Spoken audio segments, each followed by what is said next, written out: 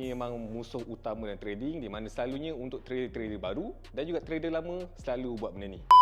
Apakah 3 musuh utama dalam trading? Yang pertama sekali adalah tamak. Tamak ni maksudnya macam kalau kita masuk dalam trading, kita dah tahu dah, okey, dia dah sampai certain point untuk kita ambil kita punya profit, tapi kita macam, oh boleh lagi ni. Last kita tak ambil profit kita, market pusing, habis kita. Yang kedua pula, takut. Untuk orang takut ni selalu dalam trading adalah kategori orang-orang yang rugi sebenarnya. Bila dia nampak setup tu berlaku, dia akan fikir banyak kali, nak masuk tapi takutlah. Last dia tak masuk.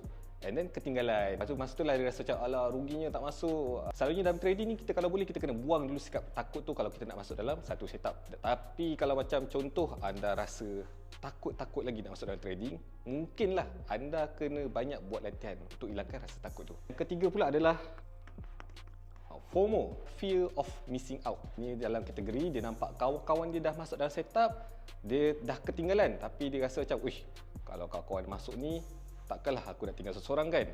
Jadi dia pun masuk, tekan je, tak ada apa-apa confirmation, dia tekan je setup tu. Tapi last kawan dia rugi sikit, tapi dia rugi besar. Sebab kenapa? Dia masuk lambat, dia masuk dekat aras yang tinggi, and then bila market tu berlawanan arah dengan apa yang dia nak, dia rugi besar. Jadi kalau boleh, sebelum anda masuk dalam trading, anda kena pastikan anda tiada perasaan-perasaan top 3 ini: tamak, takut dan juga FOMO.